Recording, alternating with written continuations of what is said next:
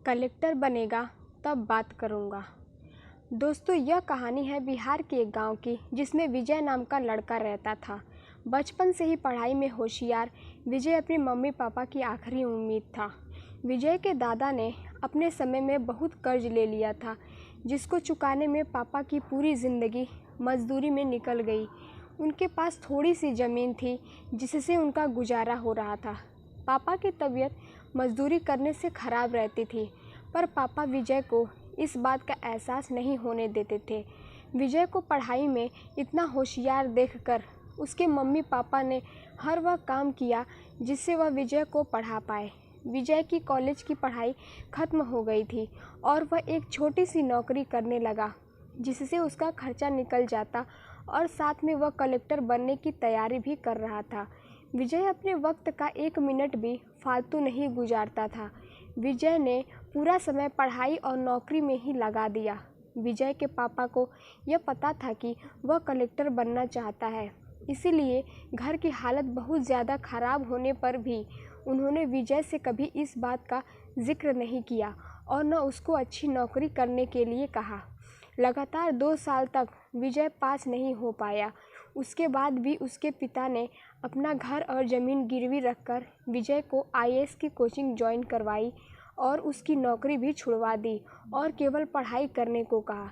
विजय के पापा हमेशा उससे कहा करते, बेटा, खेत और ज़मीन दोबारा आ जाएंगे, पर कलेक्टर दोबारा नहीं बन सकते। आज पूरे साल पढ़ाई करने के बाद विजय का रिज़ल्ट आ गया, जिसमें वह अच्छे नंबरों से निकल गया था। आज उसके पिता से ज़्यादा खुश कोई नहीं था। ऐसा लग रहा था जैसे विजय का सपना पूरा होने वाला है, पर भगवान को कुछ और ही मंजूर था। विजय का कल इंटरव्यू था और सुबह से उसके पापा की तबीयत खराब थी।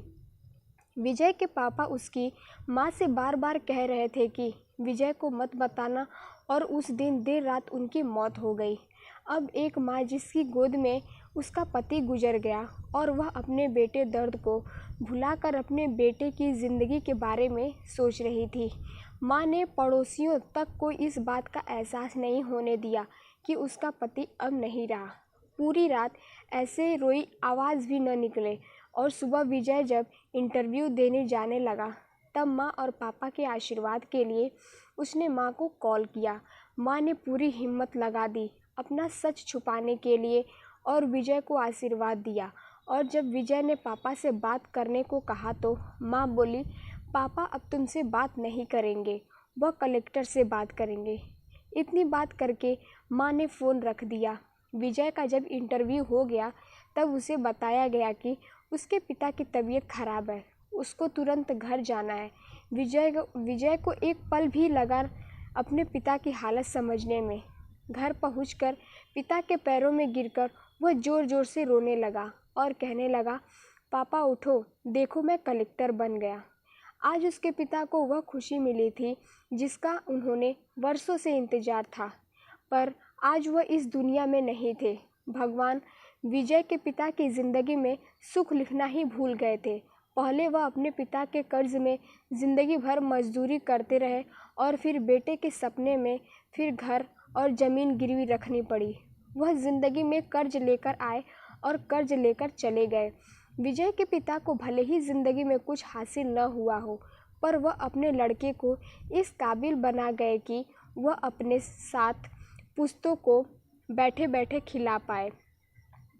विजय की माँ ने जो उस रात किया, जिसको करने का जज्बा बहुत कम लोगों में होता है। जब विजय कलेक्टर बनकर घर आया तब माँ ने विजय से कहा, बेटा, तुम आज इतने बड़े बन गए हो कि हजारों गरीबों का भला कर सकते हो। जब भी तुम्हारे सामने कोई गरीब मदद मांगने आए तो अपने पिता और मेरे बारे में सोचना। मैं तुम्हारे बराबर पढ़ी लिखी और समझदार तो नहीं हूँ, पर इतना ज़रूर जानती हूँ, गरीब आदमी की बहुत मजबूरी होती है। तुम कभी किसी का बुरा मत करना। दोस्तों, इस कहानी से हमें यह शिक्षा मिलती है कि व्यक्ति कितना भी खराब हो, हम उसे बदल ज़रूर सकते हैं। माँ और बाप के एहसानों को हम कभी नहीं उतार सकते, पर हम अपने कर्मों से उनकी इच्छा ज़रूर पूरी कर सकते हैं।